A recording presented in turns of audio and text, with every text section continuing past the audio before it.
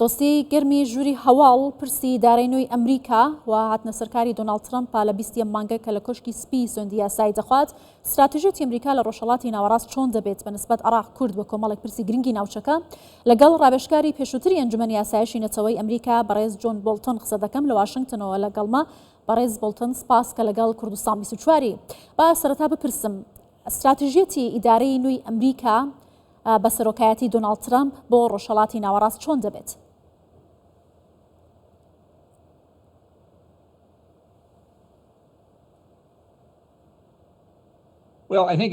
ڕۆم وایە زۆر سەختە ئێستا بزانین کە ئیدارەی داهاتوو بەر لەوەی دەست پێ بکات چۆن دەبێت چونکە ئەو دۆخانە و ئەو بۆنانەی ئەو ڕووداوانەی لە ڕۆژهەڵاتی ناوەڕاستدا هەن زۆر بە خێرایی ڕوودەدەن. ڕوخانی ڕژێمی ئەسەد لە سووریا پێشهاتێکی زۆر گەورە بوو، ئەمەش خاڵێکی دیکەی لاوازبوونی دەستەکانی ئێران بوو لە ناوچەکە دوای ئەوەی ئیسرائیل بە تەواوی حەماس و حزبوڵڵای وێران کرد. ئەمە دەرخەری ئەوەیە ئێران بەرەو دووەوە هەنگاوی ناوە لاواز کراوە. پرسیارەکەوەیە ئایا کاتێک دۆناڵد ترەمپ لە 20 کانونی دووەم دەست بەکار دەبێت ئایا ئیسرائیل هێرش دەکاتە سەر پرۆگرامی ئەتۆمی ئێران؟ سەرۆک بایدن بە دڵنیاییەوە دژی ئەمە دەوەستاوە، بەڵام دەکرێت سەرۆک ترەمپ گڵۆپی سەوز بۆ ئیسرائیل هەڵ بکات. ئەمەش پێشهاتێکی زۆر گرنگ دەبێت، زیاتر ئێران لاوازتر دەکات و دەسەڵاتی ئێرانە کە کێشەیە لە ناوچەکە.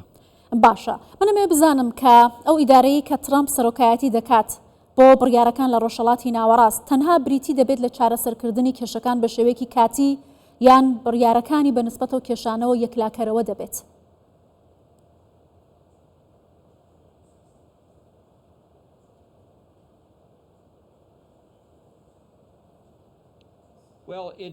لەڕاستیدا دەگەڕێتەوە سەرەوەی ئایا چی بەسەر دەسەڵاتی ئێران دێت، چی بەسەر سەرۆک کۆماری تورکیا دێت کە خۆشی ئامانجی دیکەی هەیە لە باکووری سووریا لە دژی کوردەکان و لە تورکیا و لە باکووری سووریا و لە عێراقیش ناسەقامگیریەکی زۆر هەیە. چەندین هەڕەشە هەیە لە ناوچەکە کە دەستەی تەحریری شام لە دیمەشق کە هەر بە ڕێکخراوێکی تیرۆریستی بمێنەوە، ئەمە بۆ هەموو کەسێک خراپ دەبێت لە سووریا.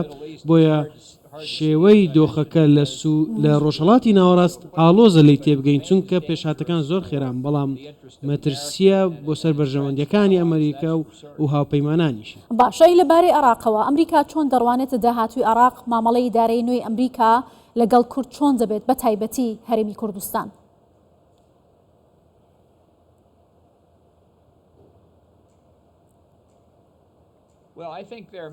بڕۆم وایە چەندین کەس هەن کە لە ئیدارەی ترەمپ دەست بەکار بن لە کۆنگرس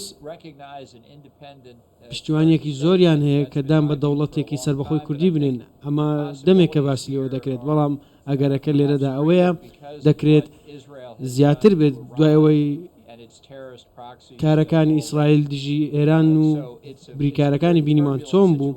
بۆیە دۆخەکە زۆر ناسەقامگیرە، دەرفەتێکی زۆریش هەیە بۆ دەوڵەتێکی کوردی، بەڵام بربەستێکی زۆر ماون پێویستە بەسەریانەوە پاس بدەین. ئەو بربەستە سەرەکیانە چین؟ چۆن دەتوانێتەوە ئیدارە نوێ لەگەڵ بربەستەکان مامەڵە بکات؟ ئایا ئەمە ئەگەرێکی کراوەیە لە بەردەم ئیدارەی نوێی ئەمریکادا وەکو ئاماژەت پێکرد بۆ دامەزراندنی دەوڵەتێکی کوردی، یەکلاکردنەوەی پرسی کورد؟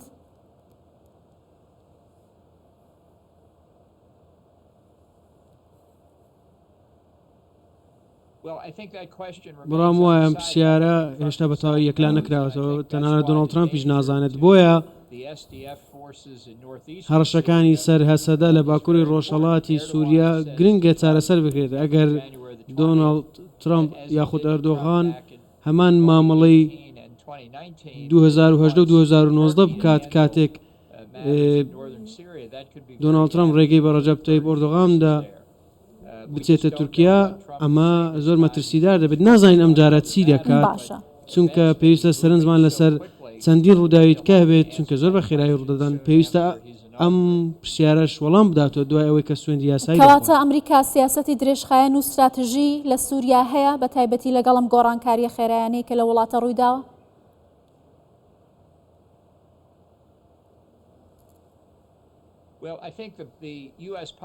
سیاسەتی ئەمریکا پێویستە بەم شێوەیە بێت کە دەستەی تەحریری شام بە تەواوی سووریا کۆنتترۆل نکات ئەگەر وەک ڕێکخراوێکی تیرۆریستی بمێنێتەوە. پێویستە هێزەکانی ئەمریکا لە باکووری ڕۆژهەڵاتی سووریا بمێننەوە شام بەشانی هەسەدا کە 10 بۆ 12,000 زیندانیکراوی داعش لەلایەن ئەوانە تا ئێستا دیار نییە ئایا ئەم حکوومەتە نوێی دیمەشق بەڕاستی دەستبەرداری پێشینە تیرۆریستەکەی بوو بێت. دەڵێن ئەم کارەیان کردووە بەڵام تا ئێستا بە کارامەیی بۆ منیان دەرنەبڕیوە کە ئەمە بەڕاستی پابندی دەبنیان نا. کەواتە ئایا ئەمریکا دەبێتە جێگرەوەی هەژمۆنی رووسیا لە سووریا یا لەگەڵ تورکیا ناکەوێتە ململانەیەوە وەکو دوو ئەندامی ناتۆ؟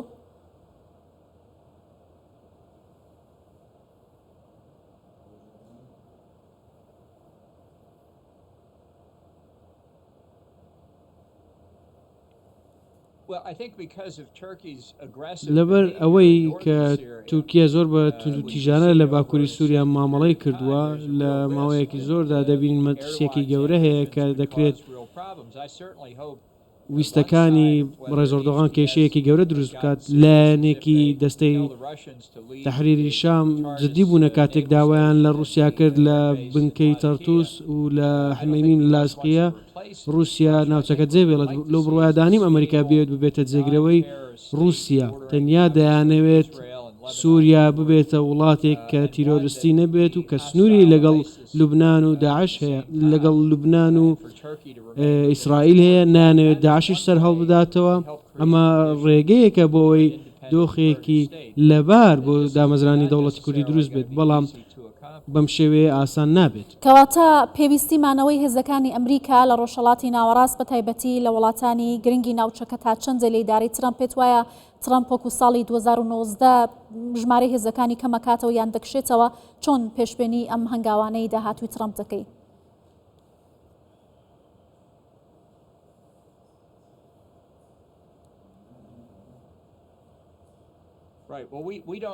نازانین ترامپ چی دەکات. دەکرێت ویستی کشانەوەی هەبێت بڕام وایە مەهەڵەیە هەر وەک لە 2019 بینیمان لە کۆتاییدا قەنعاتیان پێکرد بمهێنێتەوە بەڵام دەگەڕێتەوە سەر ئەو دۆخەی کە لە سووریا هەیە دەبەسترێتەوە بەوەی ئیسرائیل چۆن مامەڵە لەگەڵ ئێران دەکات. ئەگەر ئیسرائیل هێرش بکاتە سەر پرۆگرامی ئەتۆمی ئێران دەبێت ببینین ئایا ئێران وەڵامی دەداتەوە یان ئەمجارە خەڵکی ئێران دەتوانن لێکترازانێک بقۆزنەوە و لە کۆتاییدا ببێتە هۆی نەمانی دەسەڵاتی ئێران. ئەمە باشترین شتە بۆ سەقامگیری و ئاشتی ڕۆژهەڵاتی ناوەڕاست. باشە بەڕێز بڵتۆن لە کاتێکدا باس لەمانەوەی هێزەکانی ئەمریکا لە ناوچەکە دەکرێت لایەکی دیکەوە گروپە چەکدارەکانی عێراق ئەوانەی کە سەر بەرەی مقاومت بە تایبەتی ئێستا هەڕەشەیەکی جدین بۆ سەر وڵاتە داوای هەڵوەشانەوەی گروپەکانی حەشدی شعبیش دەکرێت. ئەمریکا چۆن لەم بابەتە دەڕوانێت؟ ئایا هێرشەکانی و گروپانە هەر بەردەوام دەبن؟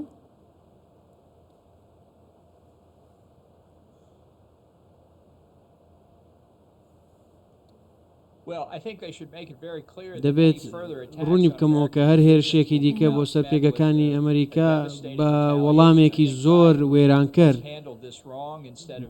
وەڵامی دەدرێتەوە. بایدن چاوەڕێی دەکرد کاتێک بینی ئەمریکیەکان کوژران لە چەند پێگەیەک لە ئوردن وەڵامی دایەوە کاتێک هێرش بکرێتە سەر هێزەکانی ئەمریکا یاخود هاوڵاتیانی ئەمریکا لە عێراق. ئەمە ڕاگەیاندنی جەنگە هەر میلیشیاک یا گروپێکی چەکدار بێت نزیک لە شیعەکان ئەمە کارێکی قبولکراو نییە. ئەمە شتێکە کە لە 7 ئۆکتۆبەر دەستی پێکرد تا ئێستا ئەو حکوومەتەی لە ئێران هەیە بەردەوام بێت دەبێت لەمە تێبگات قبول ناکەین سەربازانمان و هاوڵاتیانمان بامانج بگیرێن. کەواتە پێتان وایە بە کوژرانی سەرکردە باڵەکانی حەماس و حیزبوڵا لاوازبوونی بەرەی مقاومە لە ناوچەکە ئێستای ترە و هێرشانە دووبارە نابنەوە؟ ئایا ئەم گروپانە هێزی ئەویان هەیە جارێکی دیکە هێرش بکەنە سەر بەرژەوەندەکانی ئەمریکا و هاوپەیمانەکانی لە ناوچەکە؟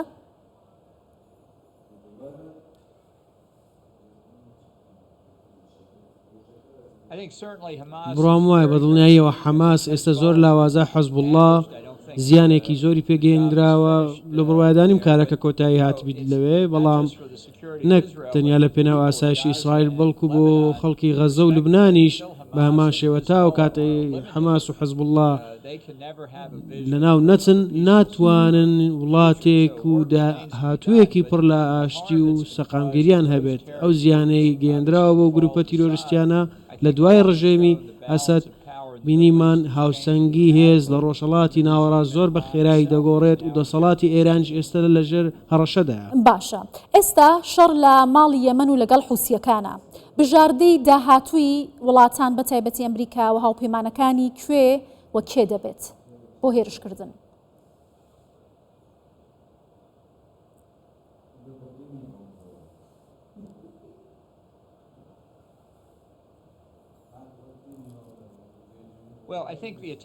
بڕۆم وایە هێرشی سەرحوسیەکان پێویستە چرتر بکرێت نەک تەنیا لەبەرەوەی ئەوان هێرشیان دەکردە سەر ئیسرائیل بە درۆن و بە موشک بەڵام لەبەر ئەوەی کەناڵی سوێزیان داخست کاریگەریان لەسەر ڕێڕەوە ئاویە هەبوو لە دەریای سوور ئەمەش پێشێلکردنی ئازادی دەریاوانیە ئەمە بنەمای سیاسەتی دەرەوەی ئەمریکا بۆ لەو کاتەوەی کە لەلایەن بەریتانیای مەزنەوە داگیر کرابووین. ئێران پشتیوانکاری سەرەکی لە ڕووی موشک و درۆنەوە پشتیوانکاری سەرەکی حوسیەکانە بڕۆم وایە دەبێت ئێرانیش سزا بدرێت لەم ڕووەوە ئەم ڕێڕەوە ئاویانش بکرێنەوە. کەواتە لە دوای حوسیەکان سەرەی کێ دێت؟ ئایا ئەمە بەو شێوازە بەرنامەی بۆ داڕێژراوە کە چۆن ڕیزبەندی بکرێت ئەوانەی کە ئەمریکا پلانی بۆ دادەنێت لەگەڵ هاوپەیمانەکانی بۆ هێرشکردنە سەر و لاوازکردنیان؟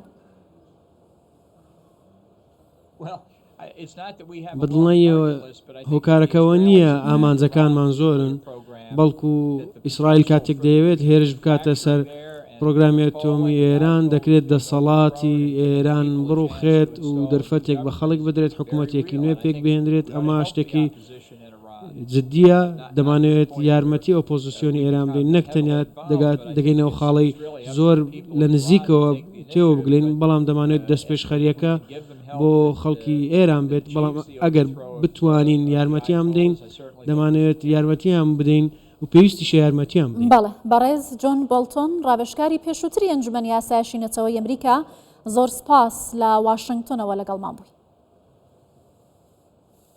Glad to be with you.